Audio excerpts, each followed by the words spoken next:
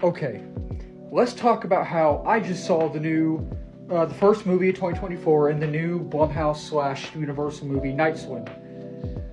I got a lot to say.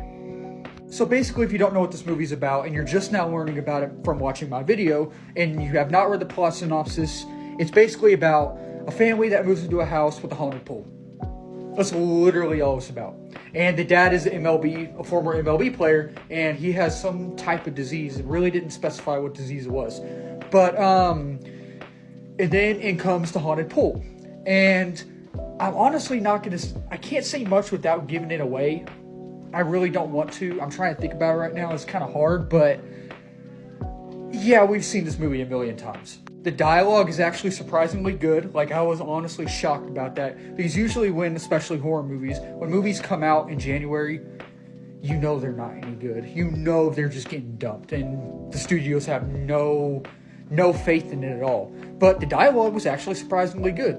The acting is actually really good for a horror movie. Like, especially one, again, that was dumped in January. It's actually pretty good. Wyatt Russell is a standout in this movie. If you don't know who that is, he played,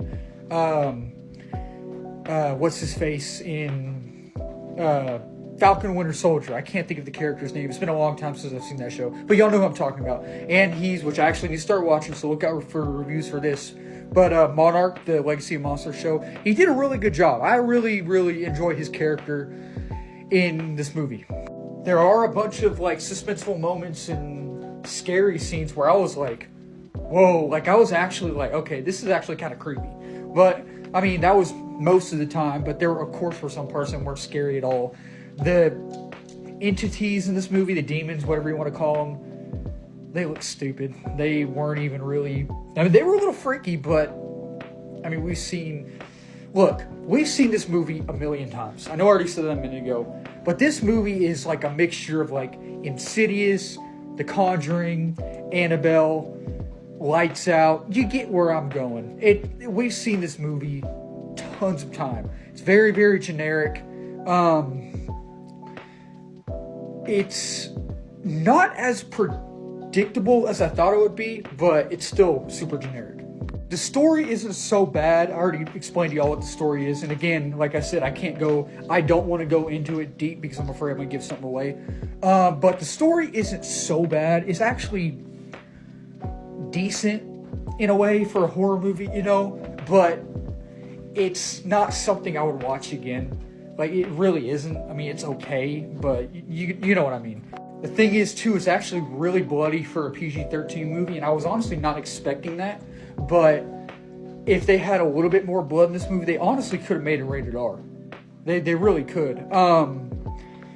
The ending is very, very anticlimactic. And when a certain thing that happens at the end, I was like,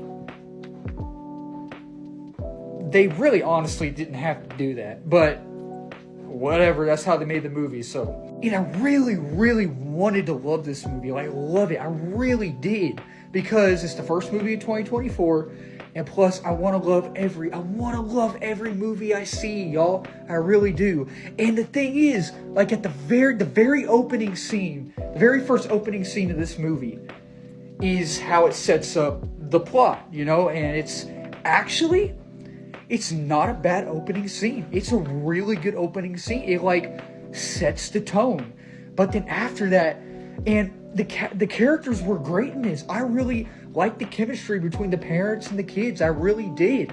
And how they all got along, and there was no annoying characters, really. I mean, the brother and sister, didn't fight, but they were making fun of each other. That's how it goes in all the horror movies. But, I really wanted to love it. I just didn't. But, man, that opening scene, just wait. Overall, though, would I recommend it? Probably not. I mean, it's one of those movies you can just sit down on a Saturday night, watch it with your girlfriend or your boyfriend or your parents or whatever, and just watch it on streaming. Just don't waste your money. I mean, it's not horrible by any means, but you don't need to go out and waste your money. So I'm going to give Night Swim a 3 out of 5 stars. Like I said, I wouldn't watch it again. It's just okay time. We still got a lot of movies this year, so very excited to see what we have coming.